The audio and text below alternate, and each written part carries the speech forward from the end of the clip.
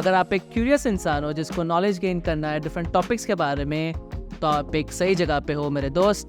Please enjoy this clip. So I want to go into this film digital marketing वाला thing with you. आपने एक चीज़ बोली गदर वाले में कि at right places and at right things we are marketing and we are seeing the results as well. वो क्या चीज़ें होती है? Can you just layer it down 2-3 steps? जितना आप बता सको. नहीं यार, तो मैं आपको इन जनरल बताता हूँ मूवी में कैसे होता है हाँ हाँ राइट. तो यार मल्टीपल एसेट्स होते हैं. करेक्ट. सो सबसे पहले तो होता है white boarding. Right, white boarding या फिर एक राउंड टेबल कन्वर्सेशन होता है वेयर हर मूवी को हम कैसे पोजीशन करेंगे, कैसे ईच कैरेक्टर को पोजीशन करेंगे दुनिया के सामने, वो डिस्कस किया जाता है.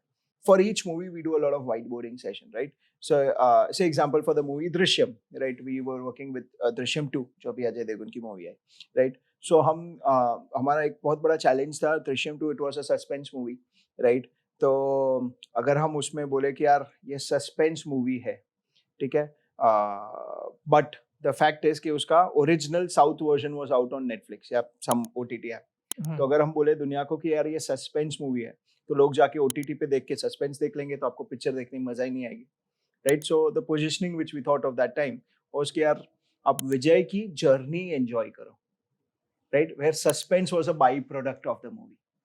Right, so that's how we manoeuvred the communication. क्योंकि अगर मैं सस्पेंस फर्स्ट अप्रोच रखता मार्केटिंग का, तो वो तो खुली किताबें लोग देख लेते थे क्या है सस्पेंस, तो पिक्चर पिट जाती थी. सो that's how the first value filter is done, wherein we again not just we, it's a round table full of marketeers. We represent the digital and the social ecosystem. There is someone from the poster team, there's someone from the creative team, of course. Most times we also have the talent, which is the actors.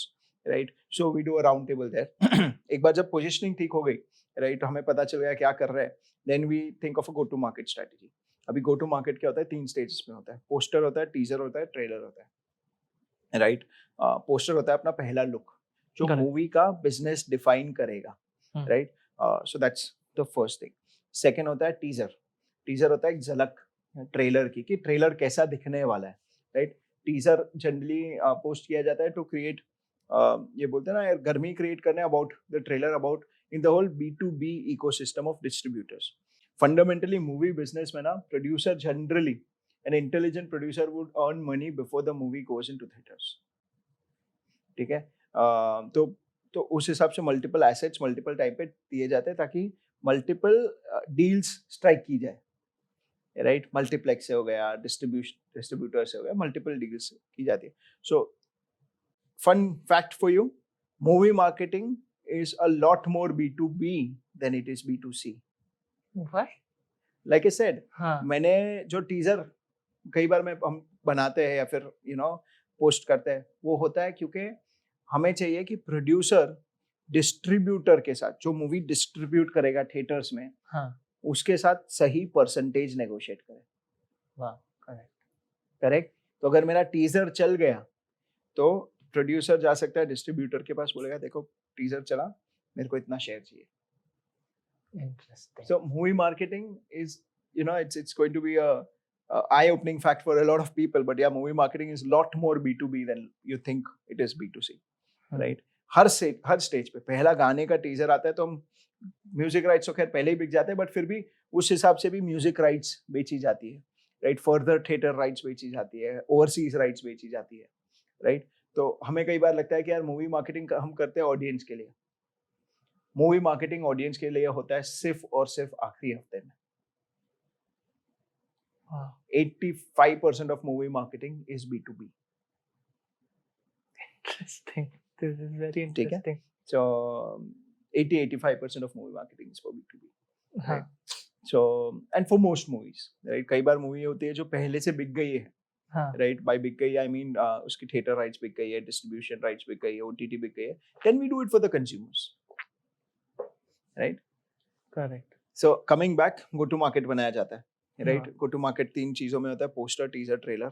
Trailer launch हो जाता है, फिर 1-2-3 दिन trailer sustenance चलता है. Generally 4 से 6 हफ्ते का मूवी कैंपेन होता है, उससे ज्यादा कोई मूवी कैंपेन नहीं कर सकते. हाँ. राइट, उसका कारण है, आपने लास्ट मूवी कौन सा देखा? रॉकी और रानी. रॉकी और रानी कौन से दिन पे देखा रहेगा आपने? अप्रॉक्स सेकंड और थर्ड डे पे देखा, बराबर है, से संडे को देखा आपने. हाँ. टिकट कब खरीदी आपने उसकी? मैंने उसी दिन खरीदी थी. Exactly. Most times people buy the ticket on the same day or a day before or at max 2 days before. ठीक है, तो आप अगर टिकट खरीदने ही नहीं वाले हो 6 हफ्ते पहले, तो मैं आपके लिए मार्केटिंग ही क्यों करूँ? तो मैं परसेप्शन बिल्डिंग करता हूँ, तो मैं तभी सेल्स नहीं करूँगा. तो फर्स्ट अगर हम 6 हफ्ते की कैंपेन करते हैं तो पहले 4 साढ़े 4 हफ्ते हम परसेप्शन बिल्डिंग पे फोकस करते हैं, जिससे मूवी के बारे में हवा हो, जिससे हम B2B सेल्स कर सकें. एंड लास्ट 1.5 वीक्स परसेप्शन से आपको एज अ कंज्यूमर पता चल गया मूवी क्या है. It's a great by product, right? So movie marketing is perception marketing. And then coming back, go to market होता है, फिर 2-3 दिन का ब्रेक, ट्रेलर सस्टेनेंस होता है, then we start dropping assets. ठीक है, तो टिपिकली कोई भी एक अच्छी मूवी में 2 से 3 गाने होते हैं, 2 से 3 डायलॉग प्रोमो होते हैं, कई बार एक सेकंड ट्रेलर होता है और फिर टिकट बेचते हैं.